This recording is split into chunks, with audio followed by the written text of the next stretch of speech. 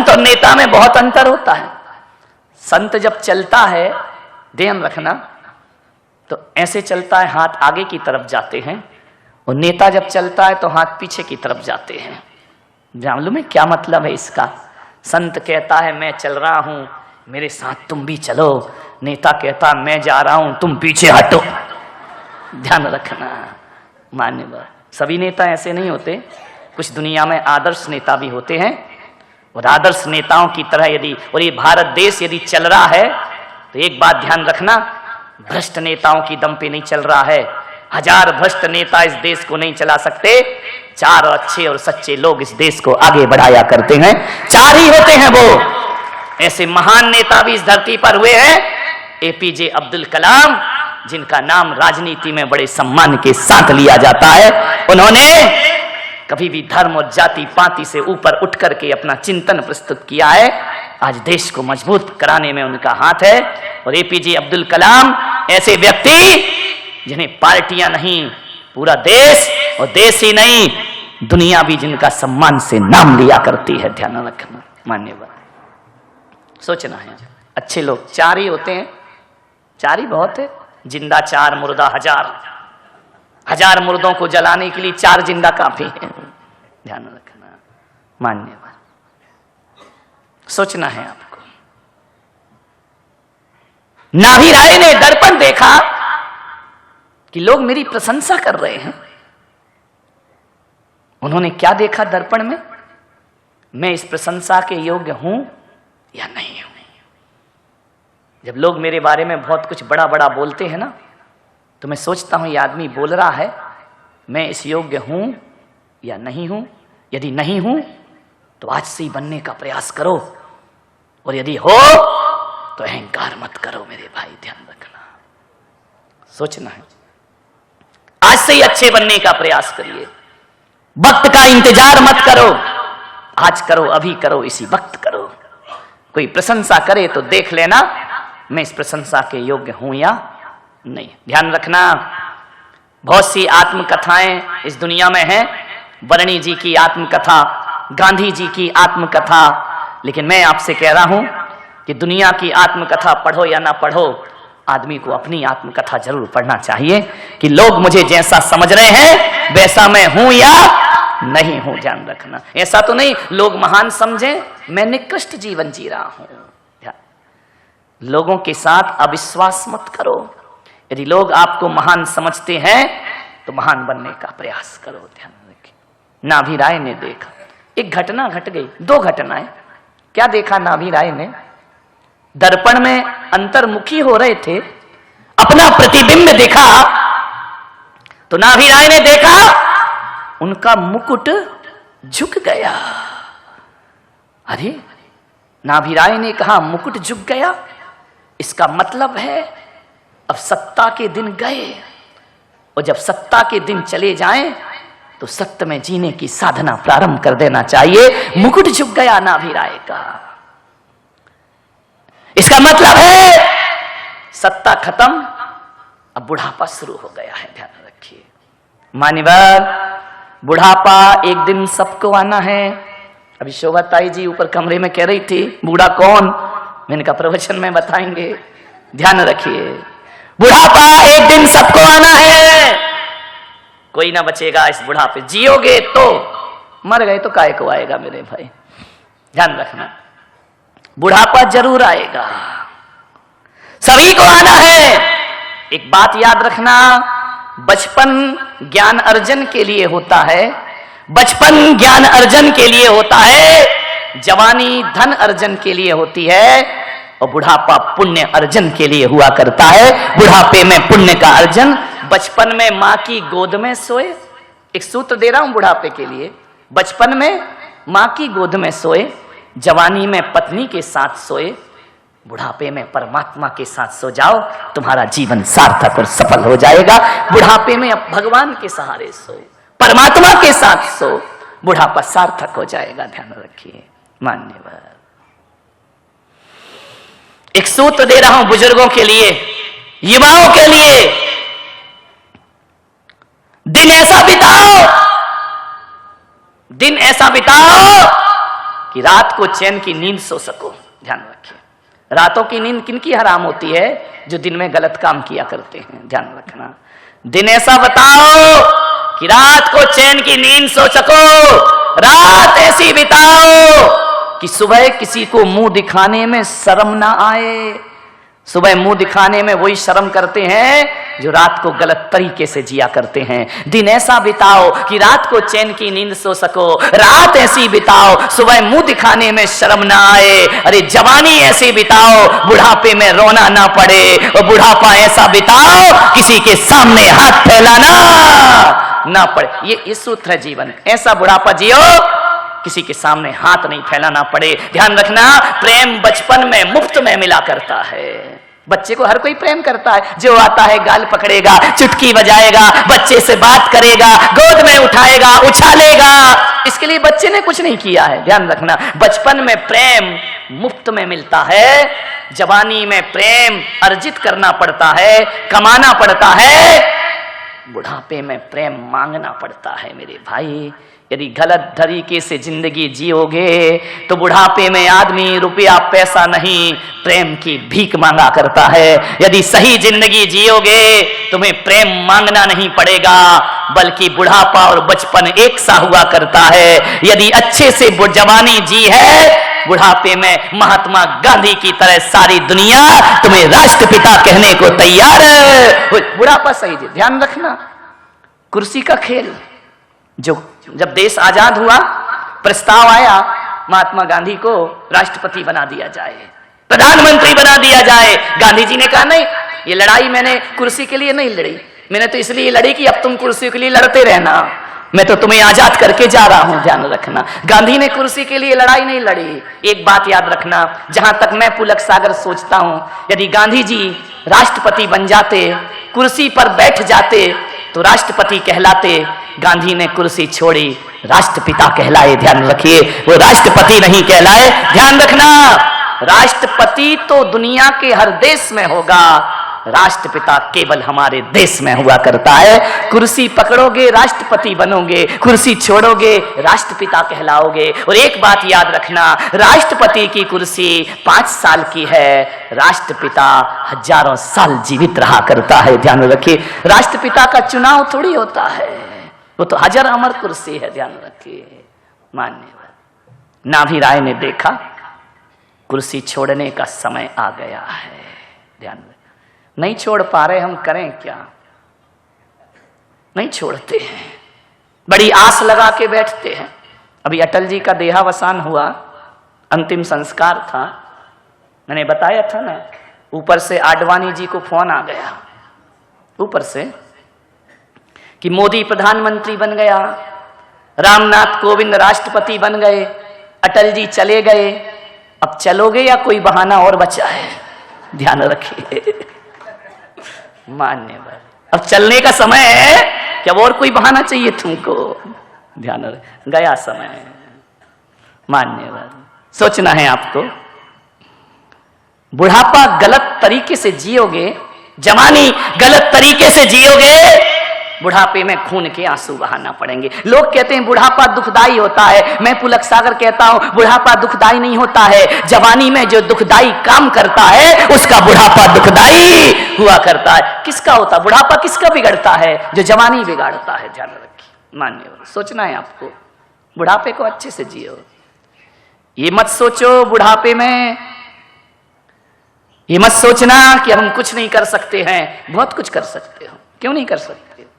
ध्यान रखना, ये मत सोचो कि बुढ़ापा जीवन का समापन है, ये मत सोचो कि बुढ़ापा जीवन की इतिवृत्ति है, बुढ़ापा अपराध है, बुढ़ापा अभिशाप है। ऐसा मत सोचिए मेरे भाई, क्यों सोचते हो बुढ़ापा अभिशाप है? मैं तो कहता हूं बुढ़ापा जीवन का सुनहरा अध्याय हुआ करता है। बुढ़ापा जीवन का अंतिम उपसंहार बड़ा सुनहरा और सुखद हुआ करता है। कौन कहता है बुढ़ापा खराब है? आचार्य शांति सागर महाराज को देखना, उनका बुढ़ापा कितना महान हुआ, कितना धन्य हुआ, आज सारी दुनिया उन्हें पूज रही है। बुढ़ापे में तो हुआ है सब उनको। ध्यान रखना, कितना महान बुढ़ापा। आज आचार्य शांति सागर महाराज, एक संत को, एक संसारी को देखना, बड़ा मजे की बात बता रहा हूं। एक संसारी ज्यों ज्यों बूढ़ा होता है, कितना भी सुंदर हो, बदसूरत होते जाता है। ध्यान रखना, संसारी बुढ़ापे में बदसूरत होता है और संत जवानी में बदसूरत हो, बुढ़ापे में खूबसूरत होते जाता है, सुंदर होते जाता है। यहाँ चित्र लगा है आचार्य शांति सागर महाराज का, बुढ़ापा है। ध्यान रखना, मुंह में दांत नहीं है, झुर्रियां पड़ी हैं, फिर भी देखो कितना सुंदर चेहरा लगता है। मान्यवर ध्यान रखिए, ये संत पुरुष हैं। आचार्य विद्यासागर जी महाराज, ज्यों ज्यों वृद्धावस्था आ रही है, त्यों त्यों चेहरे पर तेज प्रकट होते जा रहा है। ये संतों की परिभाषा है। आप गांधी जी की जवानी की फोटो देखना, कोई अच्छे नहीं लगते देखने में, लेकिन किसी डाक टिकट पे देखना, बिना दांत का मुंह जब खुला रहता है, इतना वात्सल्य टपकता है, ये संतों की निशानी है। मान्यवर, ज्यों ज्यों बूढ़े होते हैं संत, त्यों त्यों खूबसूरत हुआ करते हैं। और बुढ़ापा और संसारी ज्यों ज्यों बूढ़ा होगा बदसूरत होते जाएगा। क्यों? शरीर भोगों में लगा दिया है, अब तेज कहां से आएगा, कांति का। संत का शरीर भोगों में नहीं लगता है, वो तो योग में लगता है, साधना में लगा करता है। मान्यवर, संतों को किसी ब्यूटी पार्लर में जाने की जरूरत नहीं हुआ करती है। समझ रहे? हमारे बाबा जी बुढ़ापे में भी बड़े स्मार्ट लगते हैं। ध्यान रखना, ये संतों की फितरत हुआ करती है। ज्यों ज्यों बूढ़े होंगे, संत तो वो है पुराना सोना, पुराना घी बड़ा स्वादिष्ट हुआ करता है। ध्यान रखिए। मान्य, तुम तो लगे रहते हो पोता पाती में, ये लगाओ वो लगाओ, ये करो वो हवा करो, पोत पात के आई पसीना आया सब बह गया। विचार करिए अपने साथ। तो ऐसा नहाना नहीं, साबुन नहीं, धोना नहीं, कुछ नहीं, फिर भी ध्यान रखना, मैं भी नहाता हूं, ऐसा नहीं है, साबुन लगा के नहाता हूं, बिना साबुन के नहीं नहाता हूं, लेकिन मेरी साबुन थोड़ी सी अलग है। कैसे ध्यान से सुन रहे हैं? यानी कितना प्राण ऐसे अटक जाते हैं, नहाते साबुन से। हमने कहा था महाराज सच्चे नहीं होते। नहाता हूं, कौन कहता मैं नहीं नहाता, रोज नहाता हूं भाई, लेकिन मेरी साबुन वही पुरानी वाली है आज भी। मालूम है, पहले एक साबुन आती थी ना, सनलाइट आती थी, सनलाइट, आज बंद हो गई कि आ रही है? आ रही है। हाँ, डॉक्टर साहब को पता होगा, पूरा सनलाइट है। ध्यान रखिए। मान्यवर, सोचना है, विचार करना है आपको। मैं भी सनलाइट से नहाता हूं, लेकिन मेरी साबुन किसी फैक्ट्री में नहीं बनती है, सूरज के पास बैठ जाता हूं, सनलाइट से मेरा स्नान हो जाया करता है। ध्यान रखिए, सनलाइट से नहाओ, सनलाइट साबुन, रोज नहाता हूं। ध्यान रखिए, सोचना है आपको। ये मत सोचो कि बुढ़ापा बड़ा अभिशाप होता है। बुढ़ापा तो आनंद हुआ करता है, आनंद लो। राम कृष्ण बुद्ध ये सब बूढ़े नहीं हुए क्या? ये बूढ़े हुए हैं, इन्होंने बुढ़ापे में वो काम किए हैं जो शायद जवान आदमी अपनी जिंदगी में काम नहीं कर पाता है। ध्यान रखिए, मदर टेरेसा बुढ़ापे में भारत रत्न का खिताब पाया करती है। अब्दुल कलाम ये मिसाइल में जवानी में बने कि बुढ़ापे में बने हैं? बुढ़ापे में बने हैं ना मेरे भाई। बुढ़ापा तो बहुत अच्छा हुआ करता है, और हकीकत में देख लो, जितने भी महान काम होते हैं वो बुढ़ापे में हुआ करते हैं, जवानी में कोई महान काम नहीं हुआ। लेकिन आदमी क्या करता है, बुढ़ापे को छिपाता है। कब तक छिपाएगा? बाल काले हो गए, हेयर ड्राई, अरे पागल, क्या करेगा इसका? मुंह में दांत नहीं, पेट में आंत नहीं, रोटी चपती नहीं, खिचड़ी पचती नहीं। ध्यान रखना, पैर अगरबत्ती, हाथ मोमबत्ती। ध्यान रखना, सोचना है आपको। बुढ़ापे क्या करोगे ये सब लगा के? आ जाते हैं लोग लगा के, मैं देखता हूं तो यही कहता हूं, सच्चाई छुप नहीं सकती झूठे उसूलों से, और खुशबू आ नहीं सकती कागज के फूलों से। ध्यान रखिए। नहीं, एक आदमी ने कहा महाराज सच्चाई छुप भी सकती है, सच्चाई छुप भी सकती है अगर जीवन में मेल हो, और कागज के फूलों में खुशबू आ भी सकती है यदि उसमें चमेली का तेल हो। ध्यान रखिए। मान्यवर, सोचिए क्या छुपाना बुढ़ापा, आनंद के साथ जियो। ये बुढ़ापा ही तो है, ये वानप्रस्थ आश्रम, ये बुढ़ापा है, ये संन्यास आश्रम बुढ़ापा है। बुढ़ापे में संन्यास की बात कही जाती है। मान्यवर ध्यान रखिए। कौन बोला आपने गलती कर ली जवानी में लेके? नहीं, मैंने कोई गलती नहीं की है। ध्यान रखना मान्यवर, सब बुढ़ापे में। कीरो 80 वर्ष की उम्र में जिसने ग्रीक भाषा सीखी, 80 साल। तुम तो कहते 80 में हमसे कुछ नहीं होगा, 10 में दावड़ा, 20 में बावड़ा, 60 में सठिया गया, 70 में बिस्तर, 80 में लस्सी, 90 में डब्बा, 100 में स्वाहा। ध्यान रखिए मान्यवर, नहीं, 80 साल की उम्र में ग्रीक भाषा सीखी कीरो ने। ध्यान मान्यवर, सुकरात 70 वर्ष की उम्र तक साहित्य लिखते रहे। 70 वर्ष की उम्र तक जिन्होंने लेखनी नहीं छोड़ी, साहित्य का सृजन करते रहे। पिकासो 90 वर्ष की उम्र तक चित्र बनाते रहे। ध्यान रखना, पेंटिंग करते रहे। अरे हाथ कांप गए, शरीर कांप गया, लेकिन मन उनका नहीं कांपा। जो हाथ कांपते हाथों से जो लाइन खींच दी, वो दुनिया के लिए आदर्श चित्र बन जाया करता था। ये बुढ़ापे में तो किया है इन लोगों ने। ये मत सोचो कि बूढ़ा हो गया शरीर, हम कुछ। ध्यान रखना, बूढ़ा कौन, जवान कौन? जो व्यक्ति कहता है मेरा समय गया, अब मैं कुछ नहीं कर सकता, अब मुझसे कुछ नहीं होगा। ऐसी बातें यदि कोई 30 साल का जवान करता है, मेरी नजरों में वो बूढ़ा होता है। और जो कहता है मेरा समय पहले भी था, आज भी है और सदा रहेगा, मैं उसे जवान कहता हूं। उस बूढ़े को भी जवान कह करके बोला। बूढ़ों का जवानी में समय चला जाए तो वो बूढ़ा है, और बुढ़ापे में भी कुछ करने की साहस रहे, तन से बूढ़ा लेकिन मन से जवान। क्या करोगे इतनी लंबी आयु जी के मेरे भाई? कर क्या लोगे अपनी जिंदगी में? एक आदमी आया मेरे पास, बोले महाराज मेरा जन्मदिन है, आशीर्वाद दे दो। मैंने कहा काय का आशीर्वाद दे दो? बोले दीर्घायु का। मैंने कहा कितनी साल के हो गए? बोले 80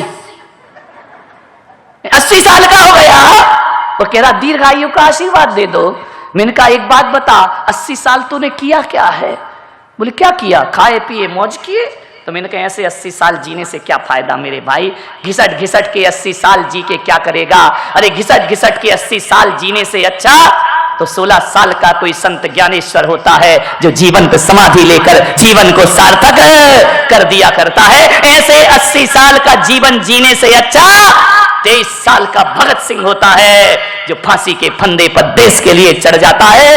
वो 23 साल की उम्र सदियों से लंबी हुआ करती है मेरे भाई। ध्यान रखिए, कुछ करो अपने जीवन में। 16 साल में जिसने सब कुछ दे दिया सारे जगत को। मान्यवर आचार्य कुंद 11 साल की उम्र में सन्यास ले लिया करते हैं, जीवन को अध्यात्म का पाठ पढ़ा देते हैं। आचार्य जिनसेन स्वामी 8 साल की उम्र में, जिन्हें अगर्भ दिगंबर कहा जाता है, खेल रहे थे बच्चों के साथ। आचार्य की दृष्टि पड़ी, कौन बच्चा है ये पत्थर पे पत्थर जमा करके खेलता है, जरूर इसमें कोई प्रतिभा छुपी होगी। आचार्य गए उनके घर, छोटा सा बच्चा 3 साल 4 साल का, इतना बुद्धि प्रज्ञाजीवी, जाकर के कहा उसकी मां से, मां मैं तेरे दर पे आया हूं। आचार्य जिनसेन स्वामी ध्यान रखिए, मैं तुम्हारे दर पे आया हूं। उनके गुरु उन्हें लेने के लिए गए, छोटे से थे जिनसेन स्वामी, गए उनके घर पे। मां ये बच्चा मुझे दे दे। मां ने कहा क्या मांगते हो? बच्चा? अरे सामान मांगो तो मैं दूंगी, जान दे दूंगी, बच्चा कैसे दे दूंगी? आचार्य ने कहा नहीं, ये भद्रबाहु ने, ये बच्चा हमको दे दो, ये बच्चा बड़ा होनहार है, ये जिन शासन की ध्वज को आकाश में फहराएगा, ये बेटा मुझे दे दो। मां ने कहा ये नहीं हो सकता महाराज। बोले गुरु भक्ति भूल गई बाहरी माता।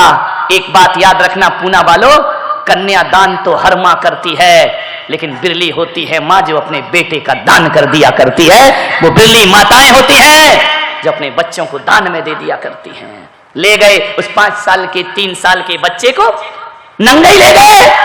अब पहले का जमाना था, हम खुद 4-5 साल तक तो नंगे घूमते रहे।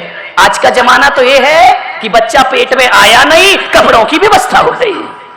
ध्यान रखना, ये पहनाऊंगी वो पहनाऊंगी नहीं। 4-5 साल तो हम लोग पहनते ही नहीं थे, पता ही नहीं चलता था। ध्यान रखिए मान्यवर, सोचना है आपको। ले गए उस बालक को, अध्ययन कराया, बच्चा 8 साल का हो गया। महाराज ने कहा अब तुम 8 साल के हो गए हो, तुम्हारा ज्ञान पूरा हो गया, जाओ, तुम्हारी माता इंतजार कर रही है। मैं वचन दे के आया हूं कि बच्चे को संन्यास नहीं दूंगा, बच्चे को विद्या अध्ययन कराऊंगा। जाओ, तुम्हारी माता तुम्हारा इंतजार कर रही है। जिनसेन बोले, कौन माता?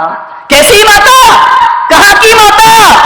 अरे, जिससे मैं तुम्हें लेकर के आया हूं। जिनसेन के मुख से निकला, यार हंत पिताजी मेरे जिनवाणी माता, यही मेरी माँ है। और कौन मेरी माँ है? जिस गुरु के चरणों में मैंने बचपन बिताया वो मेरे पिता हैं। और जिस वाणी से मैंने जीवन का बोध पाया वो जिनवाणी मेरी माँ हुआ करती है। मैं वापस नहीं जाऊंगा। नहीं बच्चे, तुम्हें जाना पड़ेगा। एक संत ने तुम्हारी माता को वचन दिया है। बोले, नहीं जाऊंगा। कपड़े तो थे नहीं, संन्यास ले लिया उस बच्चे ने। ध्यान रखिए, छोटे से 8 साल की उम्र में दिगंबर मुनि का भेष धारण कर लिया। आहार को भेजा आचार्य, जाओ अपनी माता के घर आहार ग्रहण करो। जाकर के गए, माता के घर जाकर पड़गाहन हुआ। माता देख करके धार धार आंसू बहा रही। मिलने तो गई नहीं थी 5-7 साल में। धार धार आंसू, मुनि को आहार दे रही, रोते जा रही। मुनि ने आहार के बाद पूछा, मां रोती क्यों है? बोले, इतने छोटे से महाराज हो। बोले, क्या करें, बोध जग गया, बन गए महाराज। रोने लगी मां, मेरा बच्चा भी इतना बड़ा हो गया होगा। मेरा बच्चा एक संत लेकर के गए हैं, वो भी इतने ही बड़े हो गए होंगे। कौन बच्चा? भद्रबाहु स्वामी लेकर के गए हैं। भद्रबाहु स्वामी कौन? मेरे घर आए और मेरे बालक को ले गए। उसने कहा, मां रो मत, वो बच्चा कोई और नहीं, जो तेरे सामने खड़ा वही तेरा पुत्र है। और आज सारी दुनिया उसको शीश है। कुछ करो मेरे भाई, कुछ करो जिंदगी में। 8 साल में समझ आ गई। और आज भी जिनसेन स्वामी, कुंद कुंडे आचार्य, उमा स्वामी, ये बालपने में दीक्षा धारण किए। 10-10, 11-11 साल के बच्चे संन्यास की उम्र में बढ़ गए। ध्यान रखना, मुनि तरुण सागर जी महाराज 12 वर्ष की उम्र में क्षुल्लक की दीक्षा प्राप्त कर लिया करते हैं। ध्यान रखिए। और सारे देश को जैन दर्शन का पाठ पढ़ा दिया करते हैं। ध्यान रखिए, 12 साल की उम्र में दीक्षा ले ली। तुम बोलो रे भाई, 70-60 के हो रहे हो, कब अकल आएगी? ध्यान रखिए, मान्यवर, कुछ करो, कुछ काम करके जाना। दुनिया में आने वाले जाते हैं रोज लाखों, बेकार खाने वाले। ध्यान, कौन याद करेगा तुम्हें? 4 दिन उठाना होगा, तीसरे दिन भूल जाएंगे कौन आदमी था, कैसा था। कुछ करके जाओ अपनी जिंदगी में।